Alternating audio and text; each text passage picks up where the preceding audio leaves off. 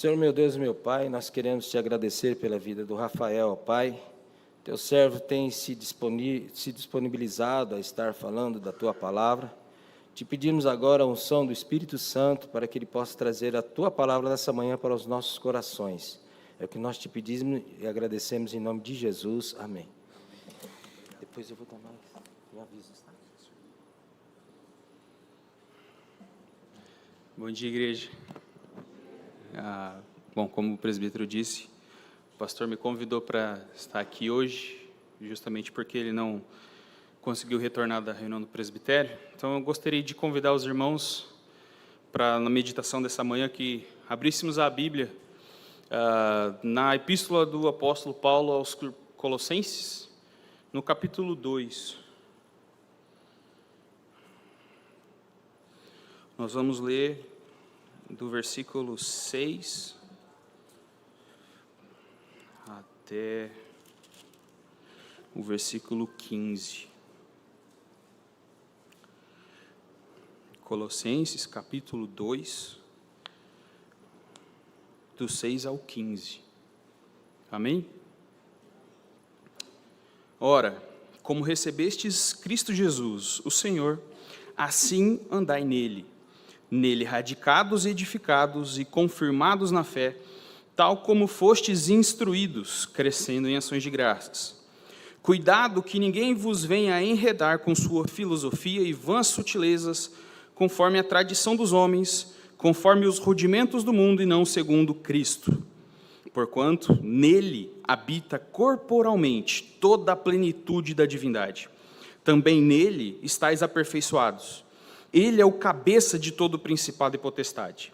Nele também fostes circuncidados, não por intermédio de mãos, mas no despojamento do corpo da carne, que é a circuncisão de Cristo, tendo sido sepultados juntamente com ele no batismo, no qual igualmente fostes ressuscitados mediante a fé no poder de Deus, que o ressuscitou dentre os mortos.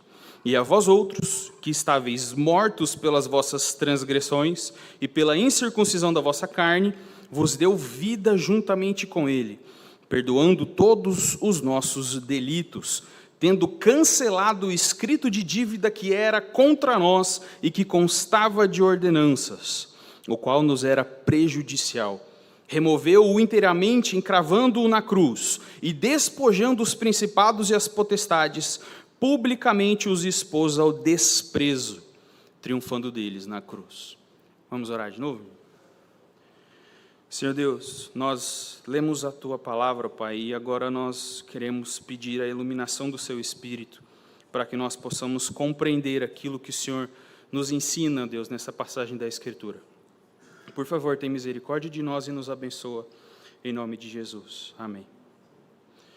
Meus irmãos, o meu trabalho nessa manhã, ele é simples e difícil ao mesmo tempo. Na pregação, eu só preciso... A parte mais importante dela já foi, lemos o texto, e agora eu tenho duas funções, explicar e depois aplicar o texto.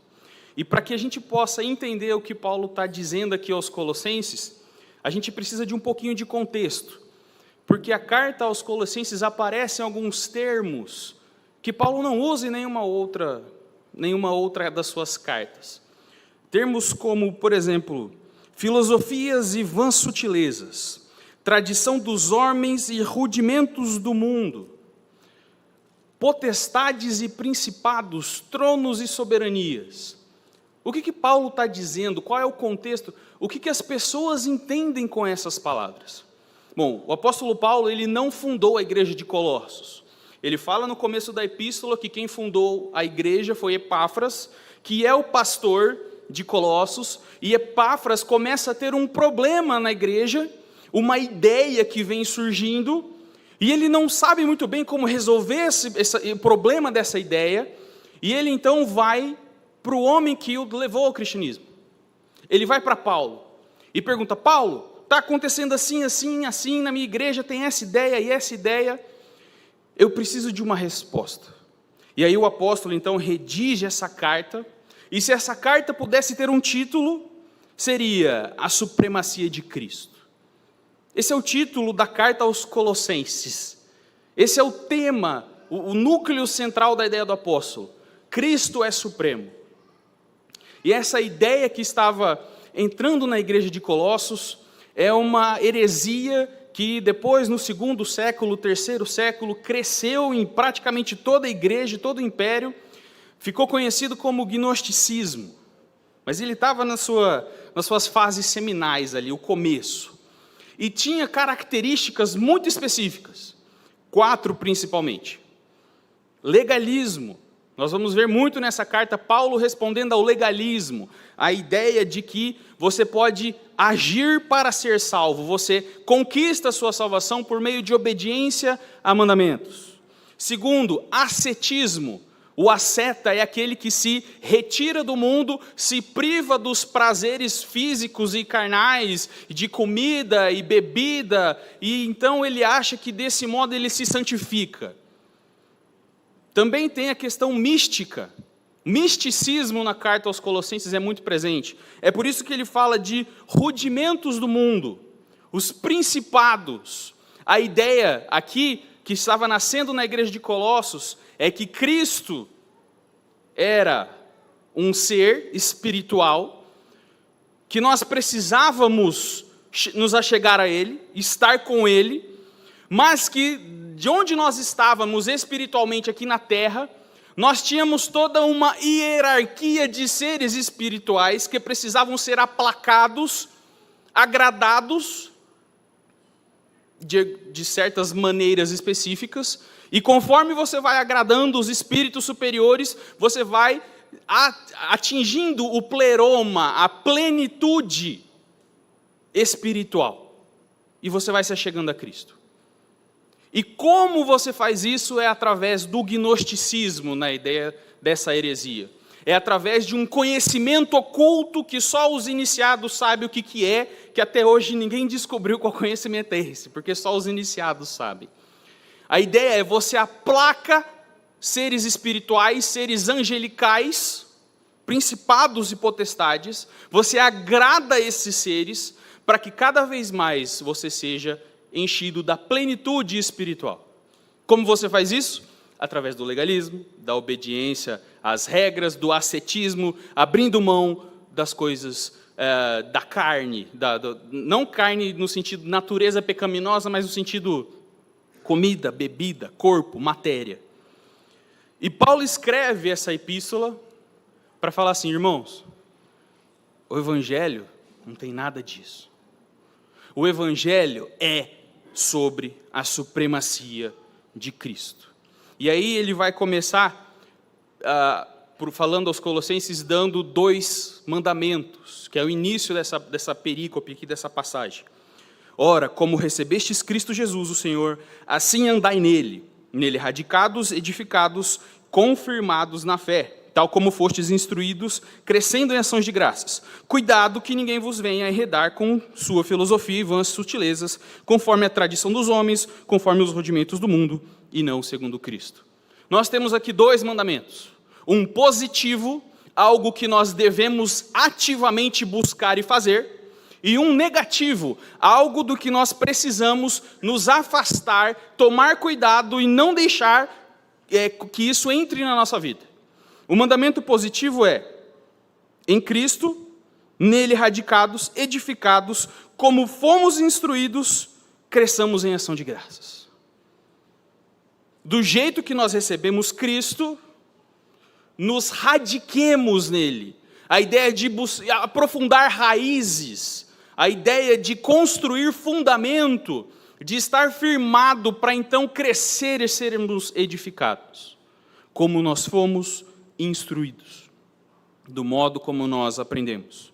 E o mandamento negativo, não sejam enganados, não se deixem enredar por filosofias e vãs sutilezas, os podes e não podes, os devens e não devens, deve e não deves, não existe plural, não sei. Mas a ideia é o seguinte, se afastem daquilo que parece Cristo, que usa o nome de Cristo, mas são rudimentos do mundo, são vãs sutilezas de tradições de homens. É isso que Paulo está falando aqui. Primeiro, se aprofundem naquilo que vocês foram instruídos, se radiquem, criem raízes, e depois, fujam daquilo que não está de acordo com as raízes que vocês foram ensinados. E aí ele vai justificar por que nós precisamos nos aprofundar naquilo que nós aprendemos e fugir daquilo que é o que oposto àquilo que nós aprendemos. Porquanto, aqui vem uma justificativa. Por quê? Nele habita corporalmente toda a plenitude da divindade. Aquele pleroma, aquela plenitude que os colossenses estavam tentando alcançar pelas próprias obras, aplacando os seres espirituais, prestando-lhes serviços, Paulo está falando aqui, em Cristo já tem tudo isso, plenamente, corporalmente. O que Paulo está fazendo aqui é resumir em uma frase o que ele expôs no começo do primeiro capítulo. Eu vou convidar os irmãos a lerem rapidinho, do capítulo 1, do 15 até o 20. Este é a imagem do Deus invisível, o primogênito de toda a criação, pois nele foram criadas todas as coisas, nos céus e sobre a terra, as visíveis e as invisíveis. Sejam tronos, sejam soberanias, quer principados, quer potestades. Tudo foi criado por meio dele e para ele. Ele é antes de todas as coisas, nele tudo subsiste. Ele é a cabeça do corpo, da igreja. Ele é o princípio, o primogênito de entre os mortos, para em todas as coisas ter a primazia, porque aprouve a Deus que nele residisse toda a plenitude, e que, havendo feito paz pelo sangue da sua cruz, por meio dele reconciliasse consigo mesmo todas as coisas, quer sobre a terra, quer nos céus. A introdução à epístola aos Colossenses é a supremacia da pessoa e da obra de Cristo. Vejam os títulos que Paulo atribui a Jesus. Ele é a imagem de Deus. Você quer ver o Pai? Olhe para o Filho. Você quer saber o que o Pai diria? Ouça o que o Filho falou. Você quer saber como o Pai agiria? Veja o que o Filho fez. Ele é a imagem do Deus invisível. O primogênito de toda a criação.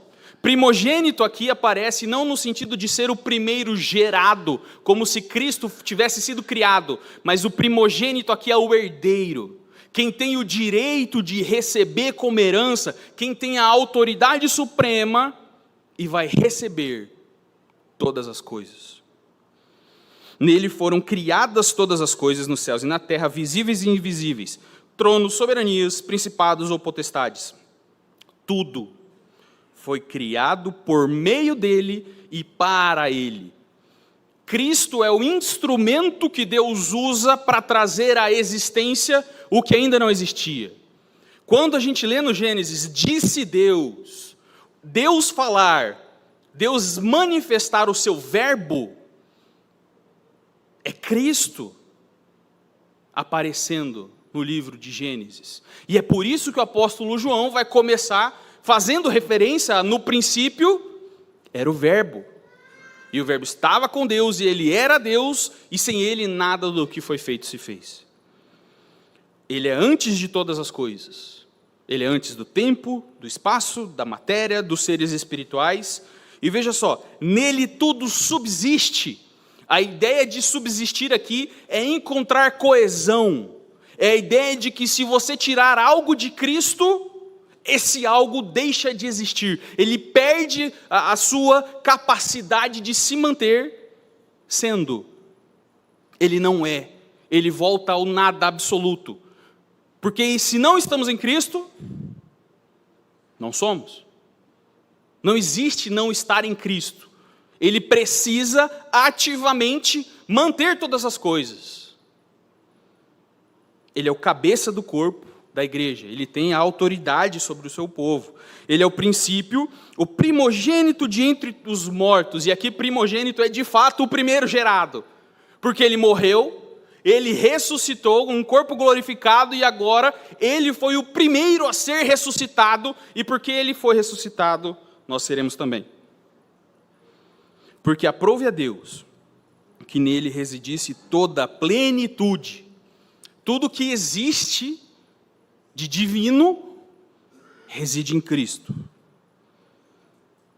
E havendo feito paz pelo sangue da sua cruz, por meio dele reconciliasse consigo mesmo todas as coisas, quer na terra, quer nos céus. Você não se reconcilia com o seu amigo. Você se reconcilia com o seu inimigo. A reconciliação vem depois da guerra. E a ideia aqui é que Deus está em guerra com os céus e com a terra, com toda a criação. E Cristo vem, faz paz pelo derramamento do seu sangue. É isso que Paulo está querendo dizer quando ele fala no capítulo 2, voltando ao texto original, de que em Cristo habita corporalmente toda a plenitude da divindade. Tudo que existe sobre Deus, a natureza de quem Deus é, o seu ser, está em Cristo. Simples assim.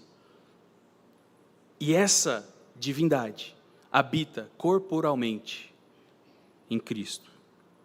E ele vai continuar dando o motivo do porquê que nós precisamos nos manter radicados e edificados e fugir das vãs sutilezas. Primeiro, porque Cristo é Deus.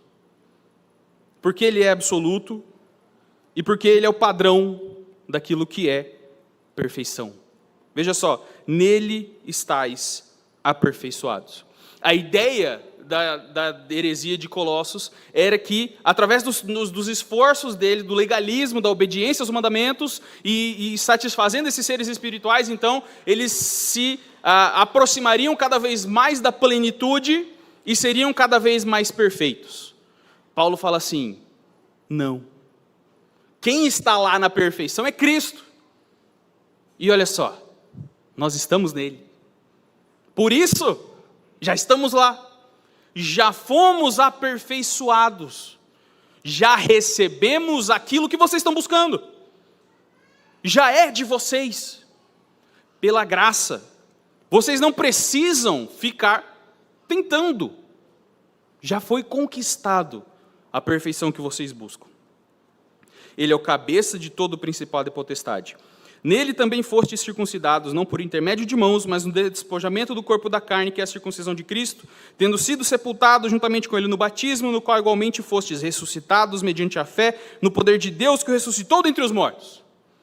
Veja só, para uma comunidade de cristãos que entendia que através da obediência ao legalismo judaico eles poderiam aplacar seres espirituais e então chegar à plenitude da espiritualidade, Paulo fala assim, vocês estão querendo voltar para o judaísmo?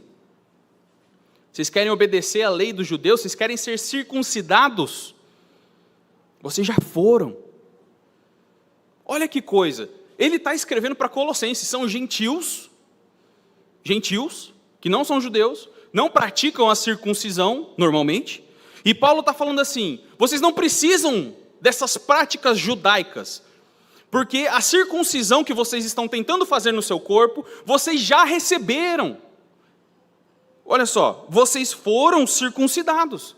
Não por intermédio de mãos. Não foi cortando o prepúcio do órgão masculino que vocês foram circuncidados. Vocês foram circuncidados de um outro modo. No despojamento do corpo da carne. Aqui ele está falando carne no sentido de natureza corrompida. Foi despojada a sua natureza pecaminosa, foi cortado o seu coração de pedra e foi posto um coração de carne. Você foi regenerado. Essa é a circuncisão de Cristo. Quando isso aconteceu? Quando vocês foram sepultados juntamente com Ele no batismo. O que significa ser sepultado junto com Cristo no batismo? Significa que o batismo aqui é literalmente o batismo com o Espírito Santo, sermos imergidos para dentro de Cristo, porque nós fomos sepultados junto com Ele. É a ideia de ser unido a Cristo na sua obra e na sua pessoa. Como nós fomos unidos a Cristo? Nós fomos ressuscitados também no batismo, juntamente com Ele, mediante a fé no poder de Deus que ressuscitou Jesus. Então, uma vez que eu tenho fé, que o poder de Deus ressuscita Cristo de entre os mortos, através da ação do Espírito Santo, eu sou unido a Cristo na sua ressurreição. E eu sou regenerado. E isso é aquilo para o que a circuncisão do Antigo Testamento apontava. A necessidade da mudança do homem interior, deixando o velho homem, nos revestindo do novo. E aí Paulo vai entrar na descrição, talvez uma das mais lindas que tem em todas as suas cartas, sobre obediência e salvação pela graça. E nos explicando exatamente o que Cristo fez na cruz. A partir do 13. E a vós outros, que estáveis mortos pelas vossas transgressões, pela incircuncisão da vossa carne, vos deu vida juntamente com ele, perdoando todos os nossos delitos. Veja só, ele dá duas condições aqui. A primeira é absoluta. Vós outros estáveis mortos nas vossas transgressões. Essa é a condição da humanidade. Essa é a condição da qual Cristo nos tira. É a condição na qual ele nos encontra, morte. Tem algumas igrejas cuja teologia aceita a ideia de que o homem tem algum envolvimento na sua salvação e no perdão dos seus pecados. Salvos pela graça mediante a fé, essa fé, dizem, é originada do próprio homem. Mas eu nunca vi um morto crer. Eu nunca vi um morto realizar ações. Eles dizem, Deus está te oferecendo a salvação, aceite, estique a mão e receba a salvação. Mortos não esticam a mão. É essa a imagem que Paulo está querendo passar aqui. Você estava numa condição absoluta da qual você não sai sozinho. Deus te deu vida. Deus te regenerou. Deus tirou o seu coração de pedra, colocou um coração de carne, te circuncidou com a circuncisão de Cristo, te uniu a Jesus na sua morte e na sua ressurreição e perdoou os seus pecados. Mas como isso aconteceu na prática? Como isso aconteceu na história? Paulo vai explicar. Perdoou os nossos pecados, tendo cancelado o escrito de dívida que era contra nós e que constava de ordenanças, o qual nos era prejudicial, removeu-o inteiramente, encravando na cruz. A ideia de mandamentos e ordenança no Novo Testamento, ela é contínua à do Antigo Testamento, mas nós recebemos uma explicação muito mais profunda. Nós entendemos que leis e mandamentos nos apontam para Cristo, no sentido de que eles nos acusam. Eles deveriam, os mandamentos, ler os 10 mandamentos, deveria ser ler a sentença da minha condenação. É isso que Paulo está falando aqui. Todo mandamento listado por Deus, ele fica registrado como sendo aquilo que eu devo, como sendo um escrito das minhas dívidas. Deus me manda fazer X, e eu não faço. Deus me manda não fazer Y, e eu faço. Existe uma lista de coisas registradas na Escritura, que todas elas eu desobedeci. E o que é esse escrito de dívida? Esse escrito de dívida é a peça da promotoria. É aquilo que a acusação vai utilizar como prova para a minha condenação. Isso é jurídico de fato. Qual é o poder de Satanás e esses seres espirituais que o povo de Colossos está tentando aplacar? Qual é a capacidade que esses seres têm? Eles têm a capacidade de pegar a Bíblia, chegar diante de Deus e falar, Rafael não cumpriu esse mandamento.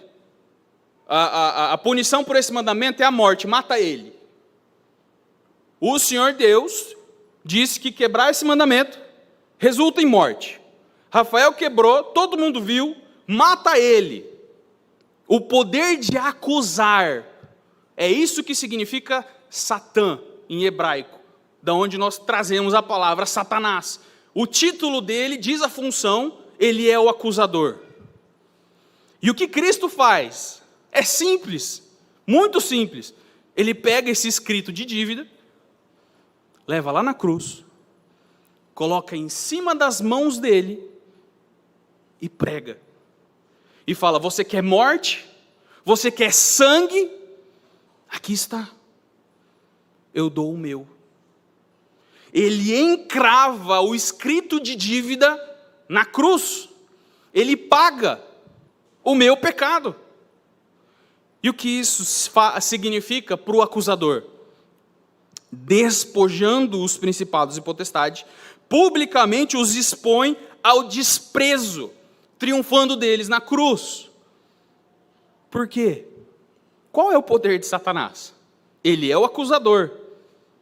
Mas se o escrito de dívida, que me era prejudicial, foi cumprido, se foi escrito nessa dívida e está consumado, se está escrito tetelestai, em tudo aquilo que eu devia, serei acusado de quê? Nada. O inimigo foi despojado, foi exposto ao ridículo, ele não tem mais o que fazer. E é por isso que as portas do inferno não prevalecem contra a igreja, porque não tem nada para acusar. Paulo fala em Romanos 8, quem intentará acusação contra os eleitos de Deus? É Deus quem justifica. E pronto.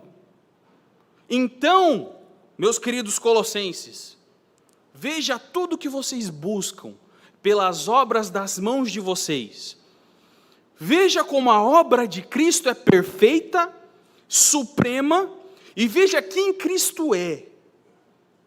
Vocês realmente acham que vocês precisam ficar buscando aplacar seres espirituais e serem bonzinhos e obedecer e deixar de comer a comida tal para agradar a Deus? Você acha que deixar de comer bife vai ser tão bom assim, a ponto de ser melhor do que o sacrifício do derramamento de sangue daquele que é corporalmente a plenitude da divindade, que morreu? Realmente, não comer bife é melhor do que esse sacrifício. Se circuncidar é melhor do que ser regenerado pelo poder do Espírito Santo. O que vocês estão buscando, Colossenses, vocês já obtiveram. Vocês obtiveram muito mais do que vocês estão buscando. Vocês são crianças correndo atrás de nada. Veja só, as aplicações que nós podemos fazer do texto. A primeira, a importância da congregação e do estudo bíblico entre os irmãos, escola dominical, GECOM. Por quê? Porque o mandamento que nós recebemos é, naquilo que nós fomos instruídos, sejamos radicados e sejamos edificados. Nós precisamos aprender mais da Escritura, para que nós criemos raízes, para que nós cresçamos, para que então, quando vier alguém tentar cortar, dar uma machadada na nossa raiz, a madeira vai ser mais dura que o machado. E a gente não vai atrás de filosofias e vãs sutilezas. Então, a primeira aplicação é a importância da igreja e do ensino, da EBD, do GECOM, do culto, do aprendizado bíblico. A segunda, que para mim pessoalmente pega mais fundo no meu coração, é: nele estáis aperfeiçoados. Veja só, o texto dos Romanos que eu citei, Romanos 8, eu não sei os versículos, fala assim: quem intentará acusação contra os eleitos de Deus? É Deus quem os justifica. Aquele que não poupou o seu filho, antes o entregou por amor de nós, não nos dará com ele todas as coisas? Veja só, a ideia do nós estamos aperfeiçoados em Cristo é o seguinte: a maior necessidade, a maior guerra que existia entre Deus e os homens e toda a criação, os céus e a terra, Deus já resolveu. Ele derramou o sangue de Cristo e ele fez paz. Realmente ele vai deixar faltar o trigo e o pão? Ele vai deixar faltar a água e as vestes? Ele já deu Cristo. Ele já deu Jesus. Ele não vai dar o trigo, não vai dar o pão. A ideia é o seguinte: nós estamos em Cristo, nós somos aperfeiçoados em Cristo. E quem é Cristo? Ele é o primogênito da criação. Ele é o herdeiro, não do trigo, não do ouro, não da prata. Ele é o herdeiro de todas as coisas. Ele vai herdar tudo. Mas nós estamos nele, nós somos aperfeiçoados nele. E nós recebemos tudo com ele. Nós reinamos junto com ele. Eu perco isso muito de vista.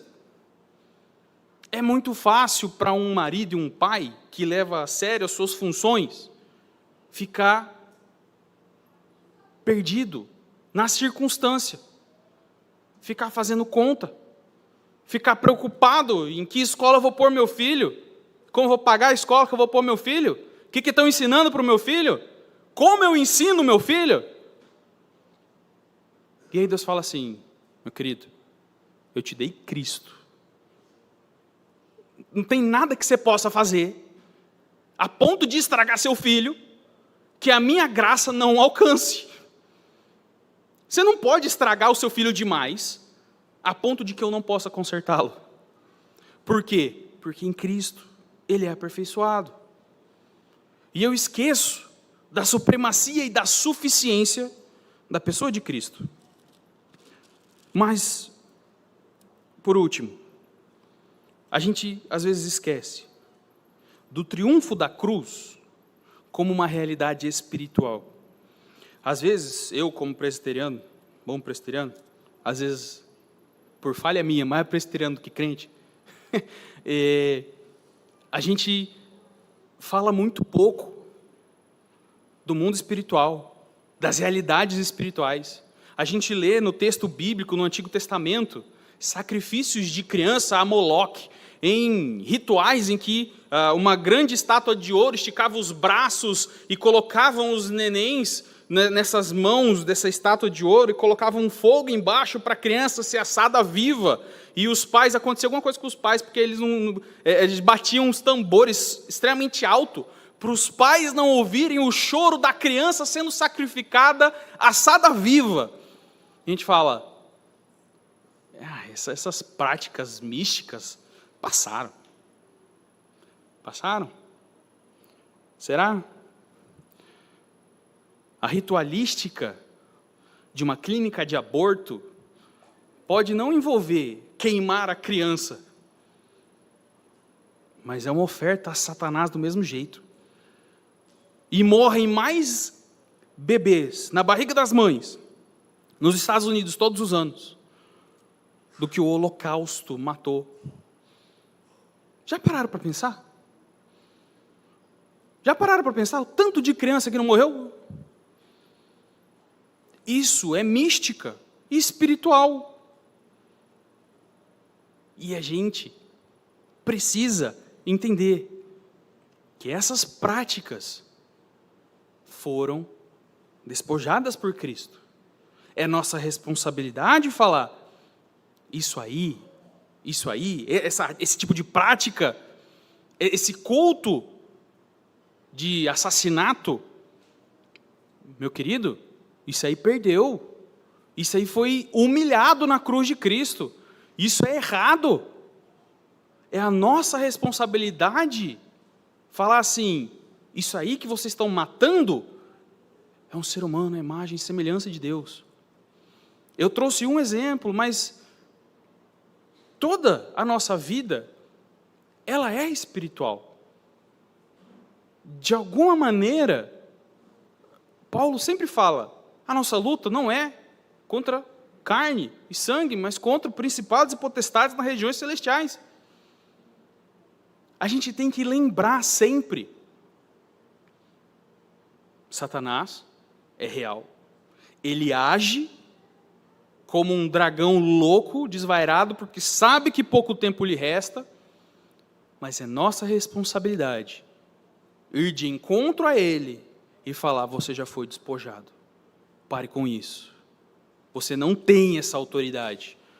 Tudo que você tinha foi tirado de você na cruz e você foi exposto ao ridículo. É a nossa responsabilidade enquanto igreja identificar aonde essas práticas estão e vamos atrás delas, corrigi-las, vencê-las, não por nós, mas pela autoridade de Cristo. Amém? Senhor presbítero, por favor.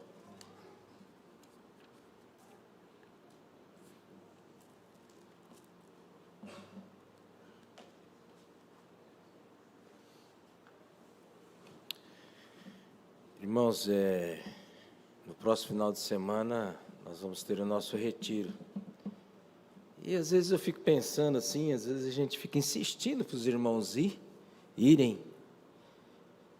participarem.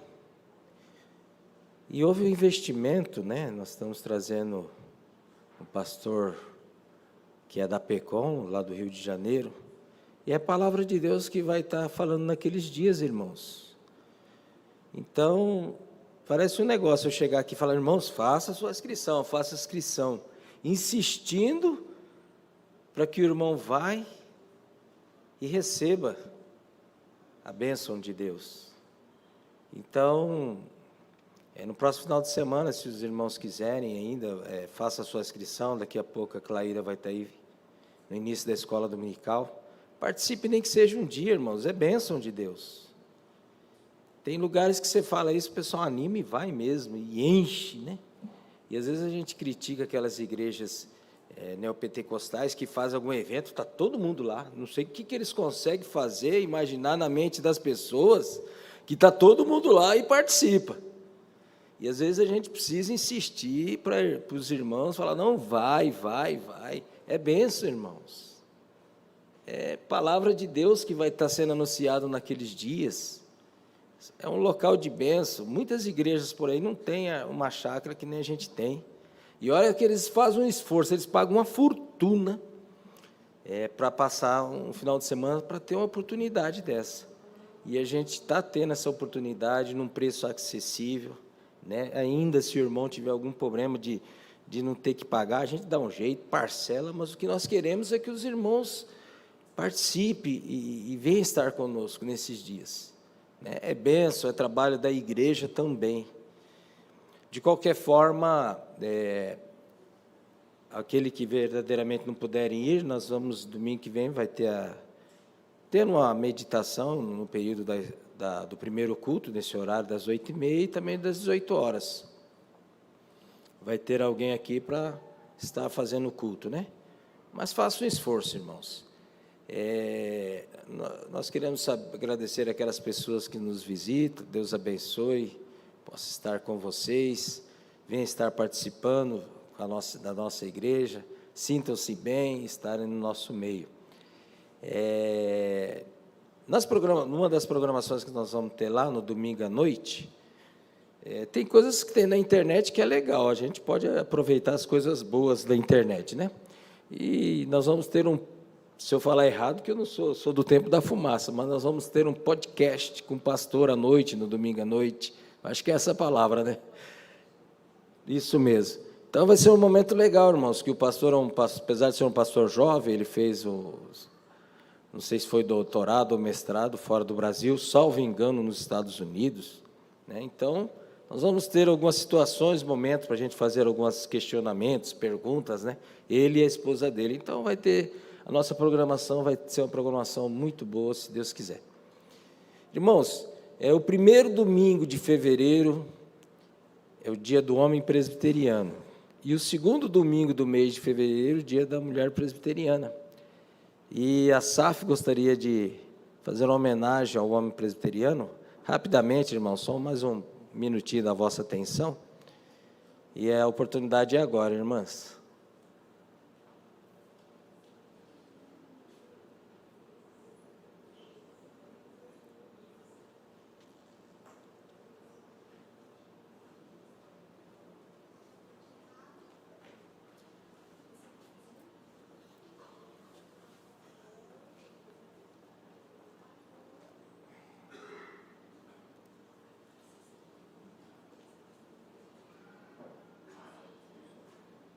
Oi? Bom dia, irmãos. Bom dia aos homens presbiterianos. E que privilégio nós mulheres, né? Que temos, às vezes, mais de um homem presbiteriano dentro do nosso lar, né? Que possamos estar em oração por eles todos os dias. 1 Timóteo diz: mas tu, ó homem de Deus, foge destas coisas e segue a justiça, a piedade e a fé, o amor, a paciência e a mansidão. 1 Timóteo 6:11. O que o Rafael falou foi profundo aqui para nós, né?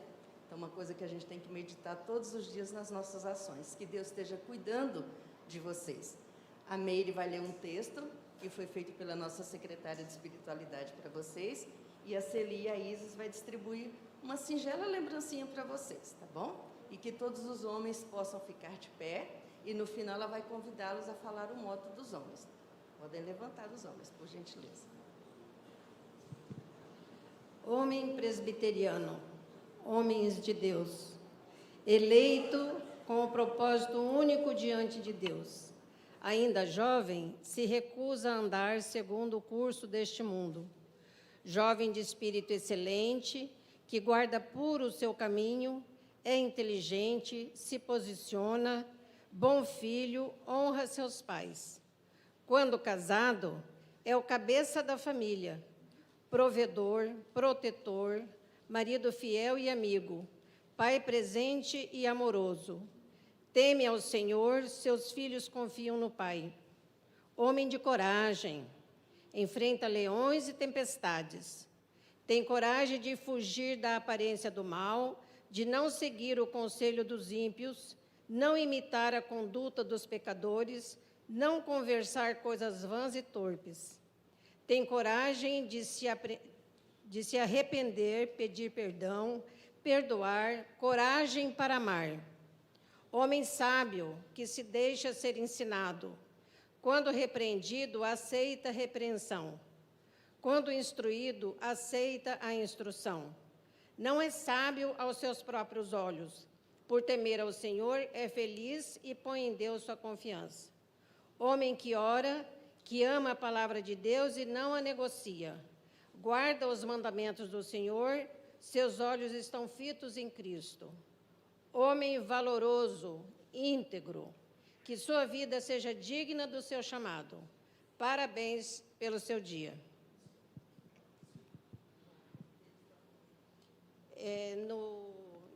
Vocês sabem decor, se não souberem decor o moto? Vamos lá, irmãos.